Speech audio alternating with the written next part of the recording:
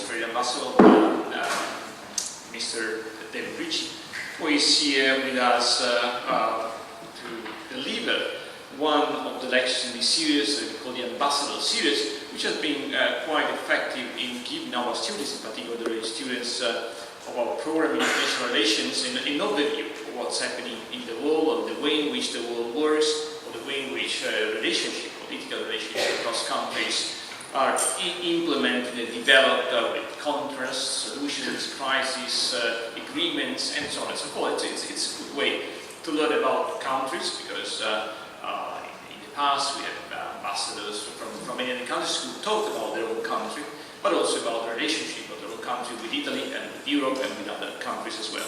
So it's a good way of learning, not just from textbooks or this academic experience of professors, but from the experience of those who really work in the field and know how the world works. So I'm really very grateful to Ambassador Ritchie for being here today. I'm very grateful because he's really bringing with him his present and past experiences in working in Indonesia, in Germany, in other countries, in Italy as well. And of course, his experience is really valuable, and we will listen to him today, and we certainly will learn a lot of things. As usual, my role is just to thank Ambassador Ritchie, and thank you all for being here, and give the floor to Professor Craty, who is the director of our School of International Relations, for a brief introduction, and then of course we will have the pleasure to listen to our ambassador. Thank you very much.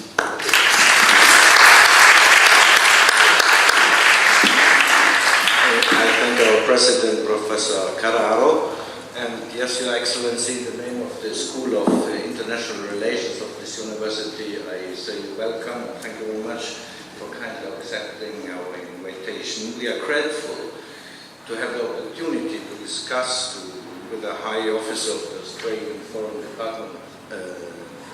Foreign Affairs Department, who has served in several countries in his past career, in Europe, in Africa. You were also in Germany, which is my home country, by the way, and you have been Australian ambassador to Indonesia during difficult years, as I got from your CV here. We have also here our flyer. Indonesia, by the way, I think is one of these very important countries in the world, which we in Europe have very short-falling and stereotyped or perception, or even know almost nothing about it. And this is a sign, let's say, of our short-falling view regarding the Asian-Pacific space, which has become one of the most important spaces in the world, the pivot of world economy, the pivot of geostrategic situations of worldwide importance, the pivot of world traffics. But still, maybe at least for my generation as a European, the imaginary of that space is made by things like grassroots rituals of Bali, extensively described by Western anthropologists or documentaries in the TV on Borneo orangutans, or sweet islands in the sea, in the sun, which are dreamlands of people who got enough from Western civilization. Sometimes news about nuclear tests and contaminated atolls, but of course all these are not fictions, but it's needless to say that there is terribly short-falling and reductive as far as the complexity of today's situation is concerned. I find it interesting that you put these two Italian words in your title, troppo lontano, with a question mark. The question mark seems to me to assign that you consider that distance or nearness is not a physical thing, is not a thing one measures only by miles, but it's a thing of perception, of interaction, of knowledge, of experience, of going there, coming back, of prevailing familiarity or prevailing sense of otherness. The two countries I just mentioned, Indonesia and Australia, may be already interesting from that point of view. Indonesia, as I said, for most of us means almost nothing. Australia, which is still more distant, it seems familiar at the first glance. It seems a transplanted part of Europe, but of course both are stereotypes, and so as we still, most of us, of course, I do not refer to the experts of this area among our colleagues, but most of the average European, even trained people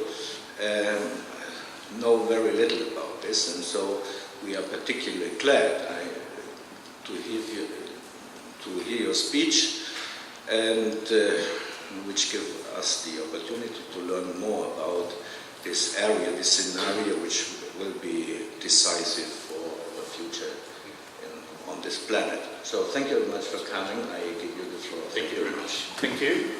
And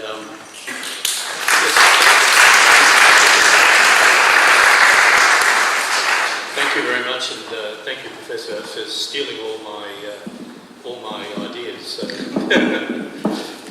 I'll come back to the question why I use those words, Tropolitano, in a minute. But I think you're on the right track there, and I wanted to say something about the way in which Italy and others view our part of the world and view Australia. But thank you very much for having me here today, and for so many people who are eager to listen to the words of, well, maybe eager is too strong, but interested in listening to the words of an ageing diplomat from Australia who wants to say something about bilateral relationships and power in the world, and who has a deep love of Italy. So I'll speak for a little while, and I really would welcome comments and questions from people here. And may I apologise from the very beginning, I do actually speak a bit of Italian, but it is being an native English speaker, and English being a hegemonistic language, so we force everybody else to speak it. It's like everyone having to learn Latin and everyone having to learn French. It's useful if we can use it. So thank you very much for letting me speak in English to you all today. I particularly want to thank you because it's at the moment, shortly before I complete my posting as ambassador to Italy. And this is a subject that is very dear to my heart, both as a proud Australian, which I am, and as someone who, like all of we Australians, wishes Italy every success in the future and loves Italy. I've now been in Italy for 3.5 years, and I'm moving in a short while, in fact 2 weeks on Sunday, so right at the end of my posting, to Berlin, where I will be ambassador to Germany and to Switzerland and to Liechtenstein. That will also be a great honour for me. I've had, this will be my 3rd posting in Germany, and I've had the enormous honour and pleasure to have been posted on both sides of the wall in Germany. I spent 3.5 years in Bonn, when Bonn was the capital of the Bundesrepublik, and I spent 2 years in Ostberlin, in Berlin Est, when it was capital of the German Democratic Republic, with the wall in between the two. So going back now to be ambassador in Germany, in a unified Germany, and a strong Germany, and a Germany which is playing such an important role in Europe, led by the woman who in the last 2 years' surveys has been rated as the most powerful woman in the world, ahead of people like Hillary Clinton and others, I think is an enormous privilege for me and an enormous pleasure as well. But I'm not here to talk about Germany yet. In my time in Italy, my family and I have been really enormously happy. You all live in a wonderful country with a really great history and full of warm and very generous people. And through you, small group though you are, let me thank all Italians for the kindness and generosity that's been shown to me and to my family during this period. It's an enormous pleasure for me to do that too. And I don't need to tell you this, Italy also has many problems.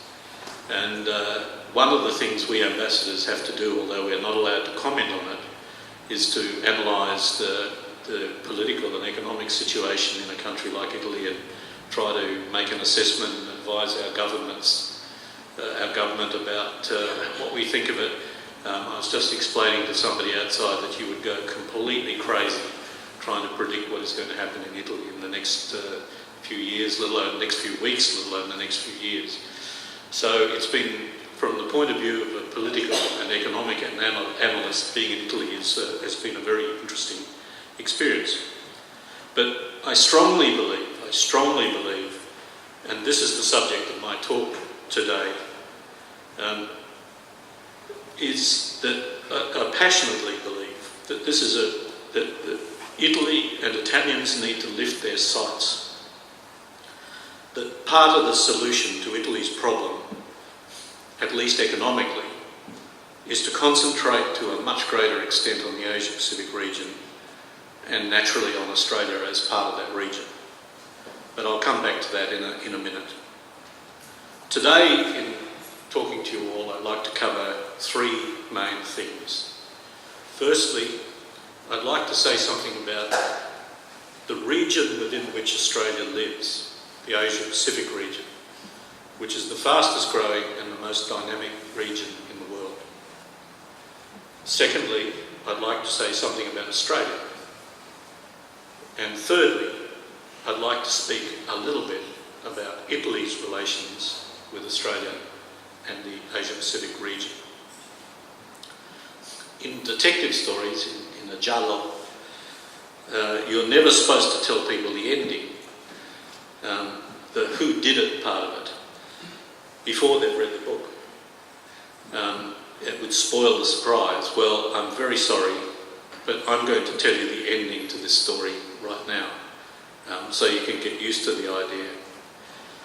As I mentioned earlier, and I'll mention a lot more in this speech, in going around Italy, speaking to business and to my contacts with the government, I have often argued in support of much, much greater involvement by Italy in Australia and in the Asia-Pacific, in all areas of the relationship.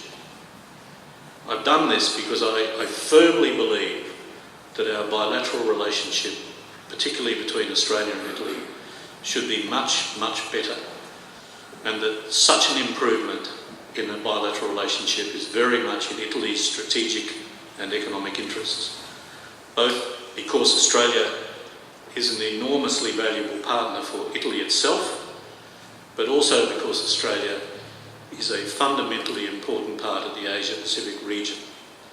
And engaging more with Australia provides Italy with a tremendous platform for wider engagement with the Asia-Pacific.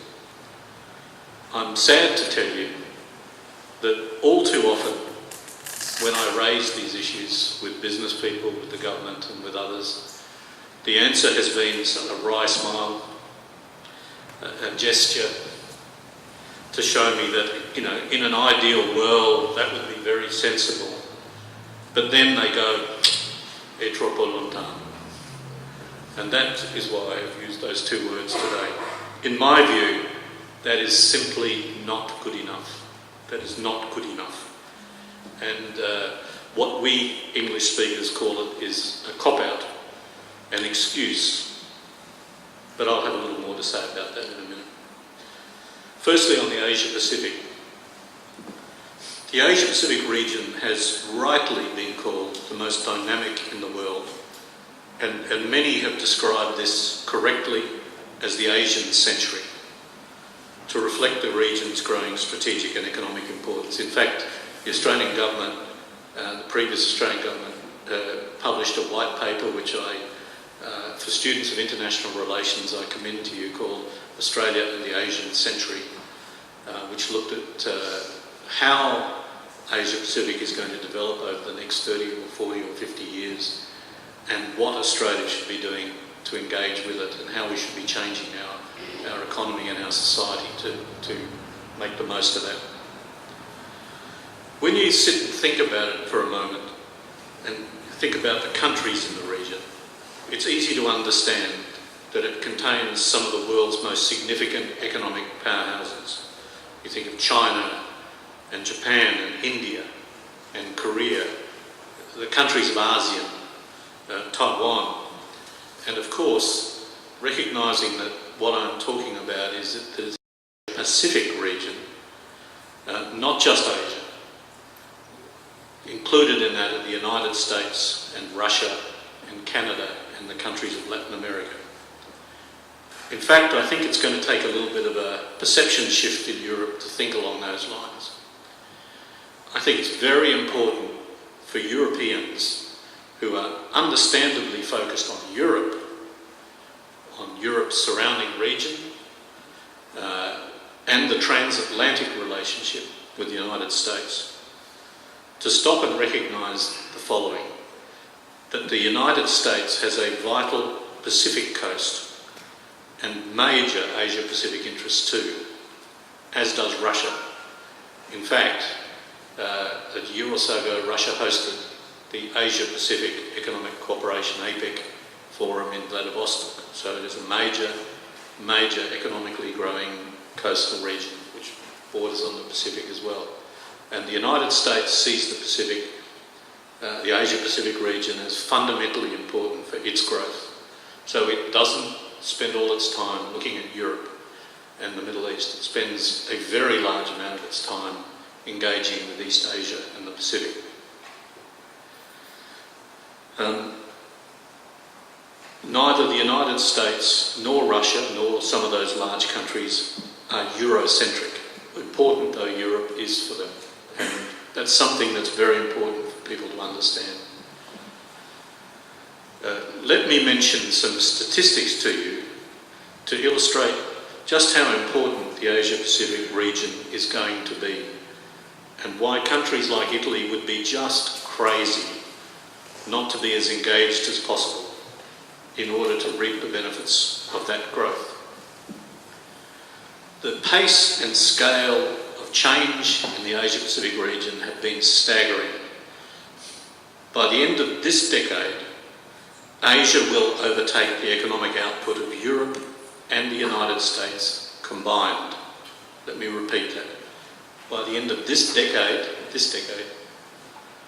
the combined Asia will overtake the economic output of Europe and the United States combined. By 2025, the region as a whole will account for almost half the world's output, and 4 of the 10 largest economies in the world will be in the region. China will be the largest, India will be third, Japan will be fourth, and Indonesia, which we were just talking about, will be 10th. That is a massive shift in the way the world is growing, the power balances in the world. By early next decade, the combined output of China and India is likely to exceed, just China and India, is likely to exceed that of the whole group of 7 major economies, which will give you a sense of the balance between the two. China and India alone, over the past 20 years, have almost tripled their share of the global economy and have increased their absolute economic size almost 6 times over.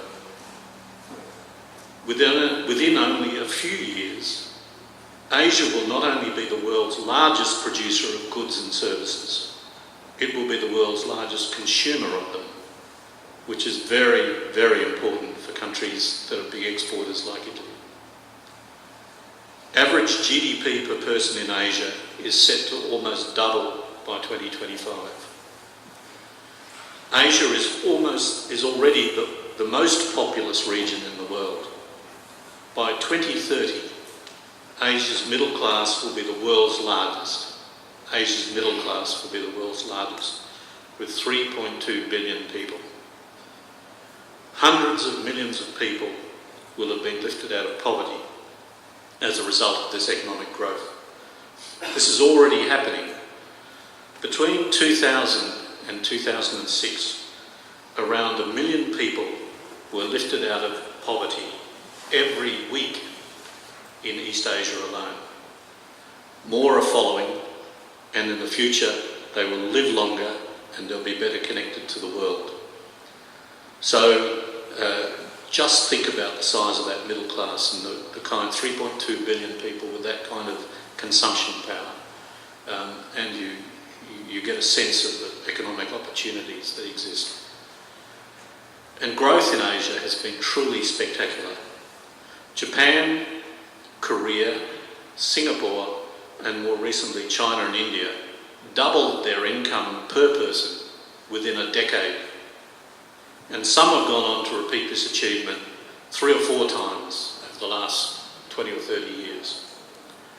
And to give you some idea of the scale of this extraordinary rise, it took the United Kingdom over 50 years to double its income per person during the Industrial Revolution of the 19th century. And yet those countries, Japan, Korea, Singapore, more recently China and India, have doubled theirs every decade. Just imagine the huge opportunities this presents for those countries which identify this enormous growth early, recognise the developments that are occurring, and systematically build their relationships with the Asia Pacific. What is very clear is that those who do not recognise this massive shift and take action to be part of it now will definitely be left behind. You have, in a phrase we Australians use, to be in it to win it. If you're not in it, you will lose, because the developments will take place irrespective. And might I say, there are big lessons in this also for the highly developed countries in Europe and indeed for Australia and elsewhere that are struggling with their own economic futures. We need to ask ourselves how the rapidly growing countries of the Asia Pacific did this. And there are some very big lessons to be learned about the way we manage our economies as well. All are different, of course, but there are some common themes.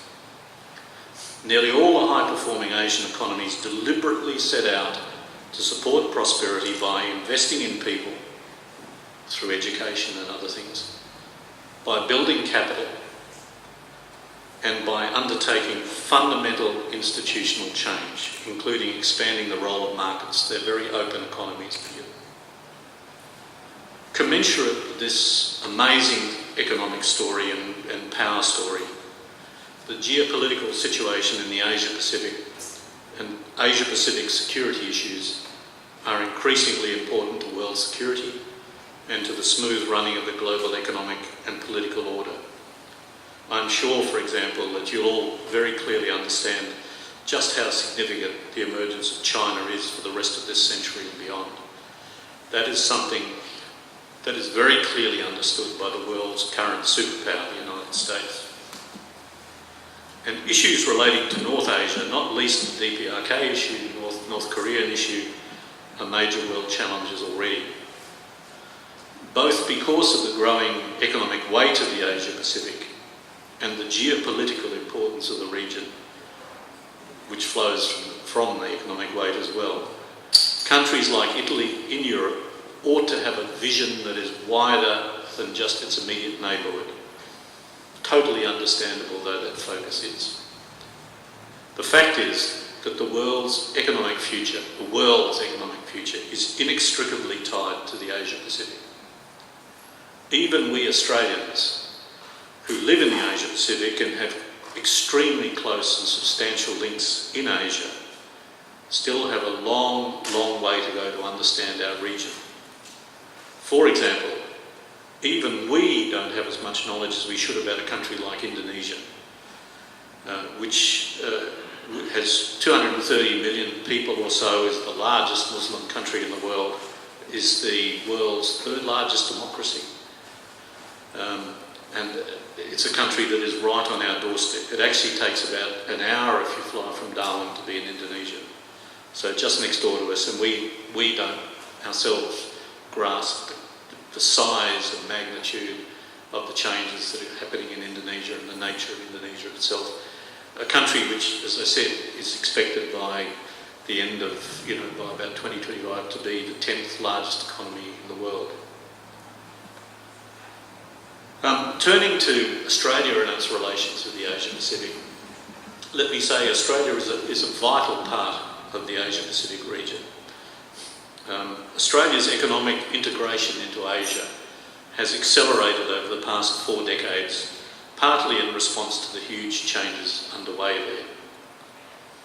Asia's economic transformation is an event of historic proportions, and Australia has a ringside seat to it. We're right next to it, and we're right part of it. With more than 2/3 of Australia's current total trade being with the Asia Pacific Economic Cooperation countries, Australia is well placed to benefit further from Asia's rise, even as we maintain our very close links with our traditional partners in Europe and beyond. One of the challenges for Australia is how we translate geographic proximity in Asia into economic advantage. And for Australia, while the world outlook is positive, it always remains challenging.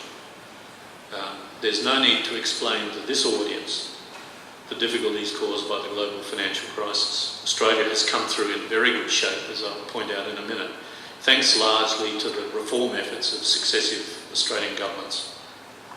But Australia's domestic market, where only 23 million people, is too small to be the complete answer to our problems. And besides, Australia itself had long ago taken the difficult but important and fundamental decision to move to an open economy prepared to compete internationally with the world's best. Accordingly, Australia now, perhaps even more than in the past, is determined to achieve economic security by having an open economy and succeeding in the global marketplace.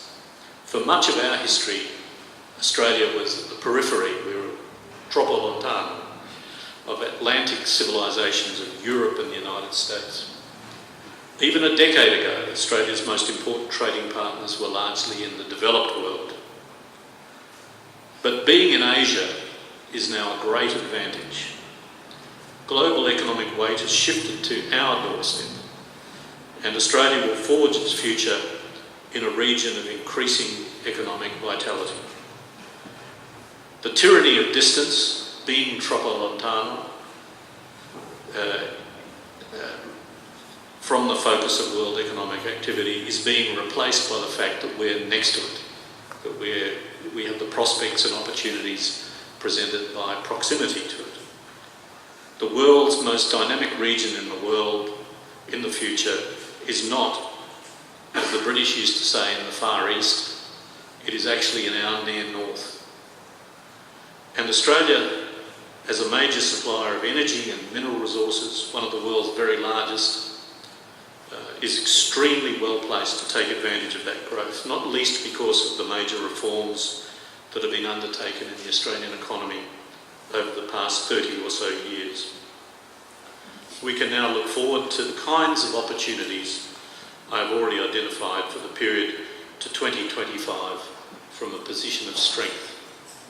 Today, China, Japan, the Republic of Korea, India and our ASEAN neighbours absorb around 2/3 of Australia's goods and services exports and supply half of our total merchandise imports.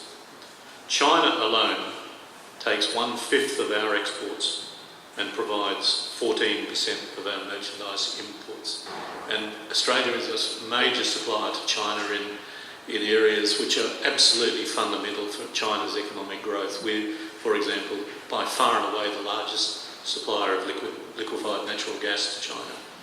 and well into the future will be, of coal, of iron ore, of bauxite, even of uranium. China is already Australia's largest, biggest trading partner, with two-way trade worth about 125 billion Australian dollars in 2012. And two-way trade with Japan, which is our second largest trading partner, was 71 billion Australian dollars. So let me turn to Australia itself. Leaving aside for the moment the wider arguments about why Italy should be involved in the Asia-Pacific region more generally, Australia is a particularly good and important partner for a country like Italy. And contrary to what the Tropolantanoites say, it is an excellent country for Australian business, for Italian business. And let me give you some very strong reasons why the world should be looking to do business with and invest in Australia.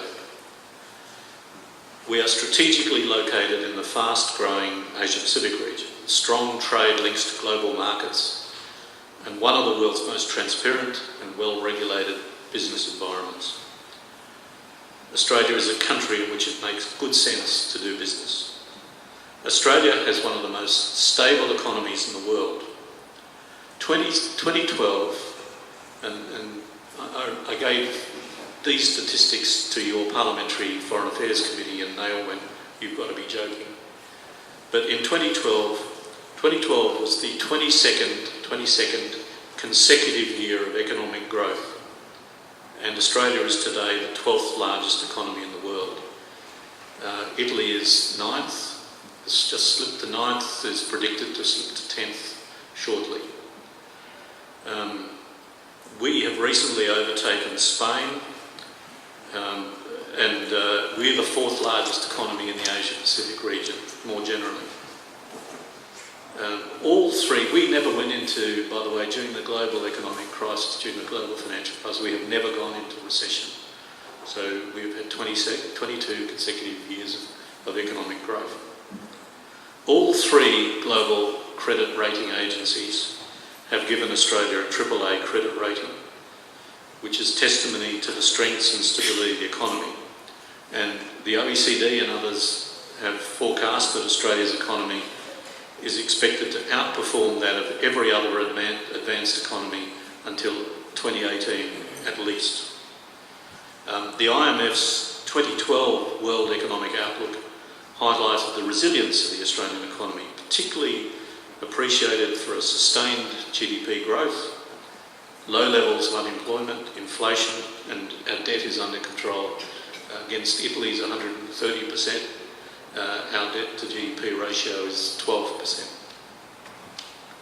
And we have a very strong line of projects and investments in the resources sector.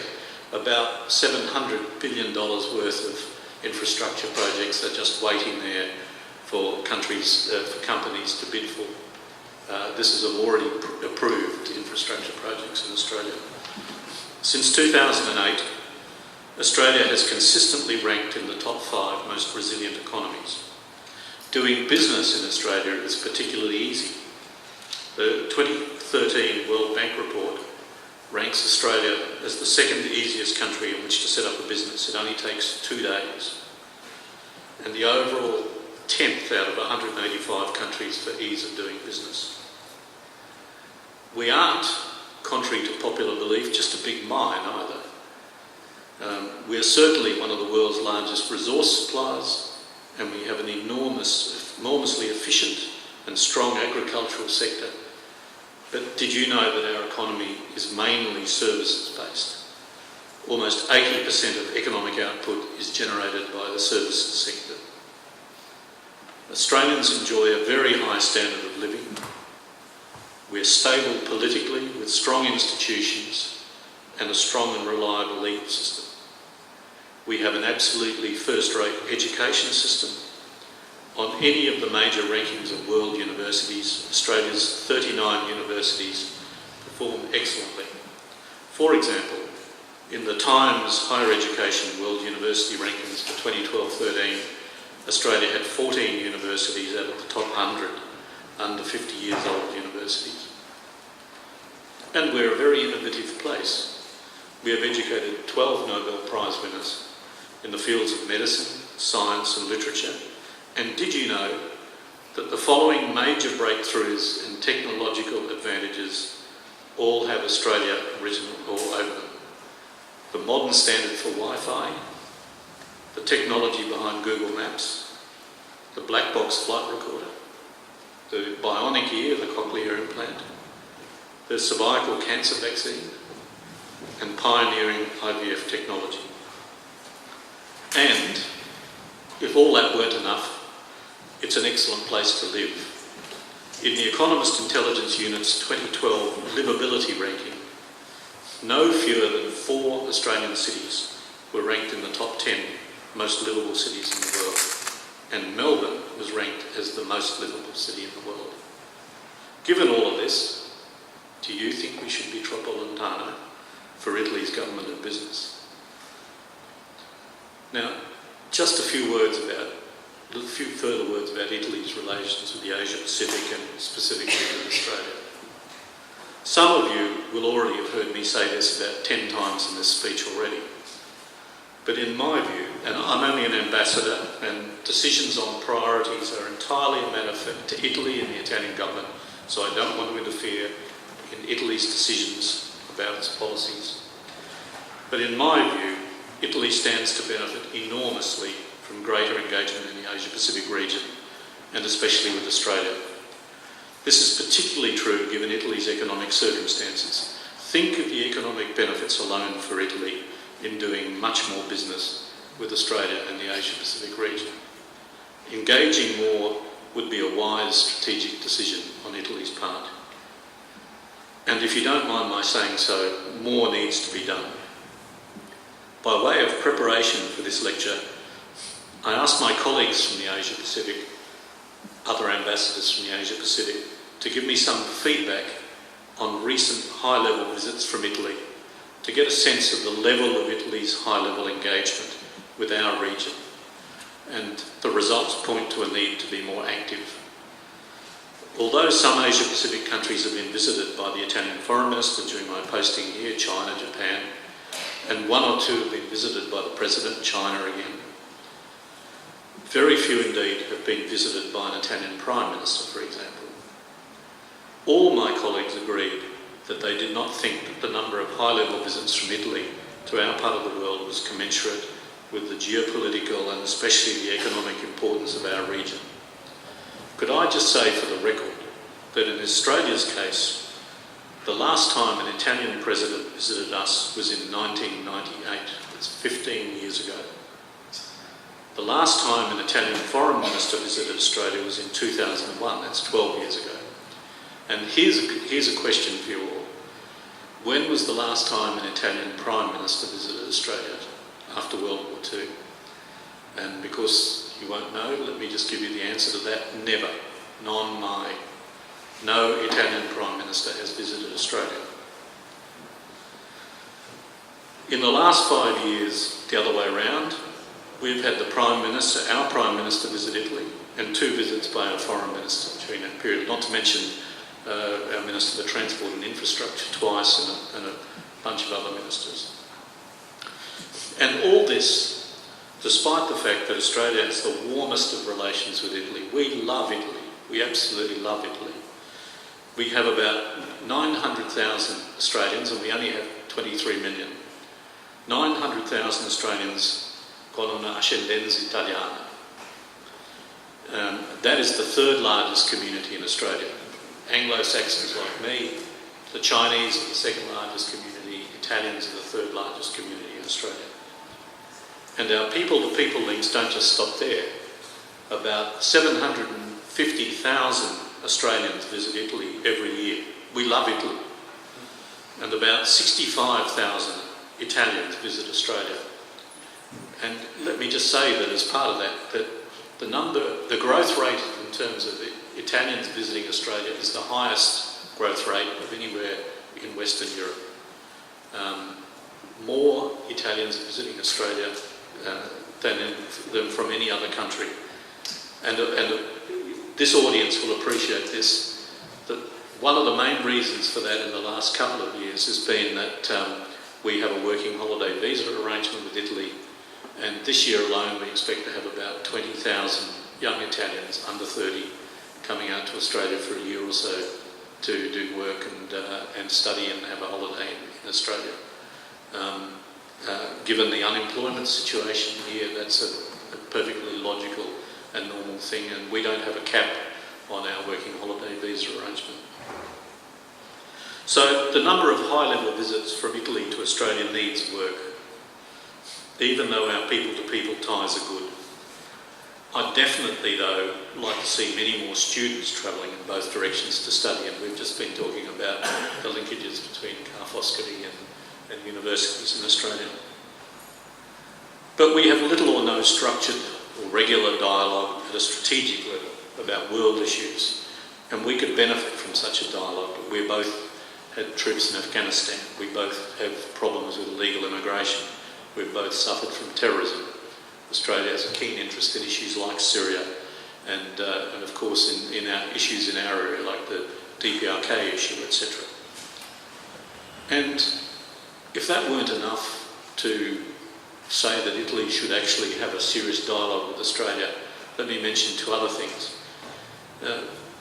We are currently a non-permanent member of the UN Security Council, so we're keen to discuss the wide range of issues before the Council with Italy. In fact, in September, at the time when it looked most likely that there could be military action in Syria, Australia was President of the Security Council, and I'm not aware of any structured dialogue with us on those issues.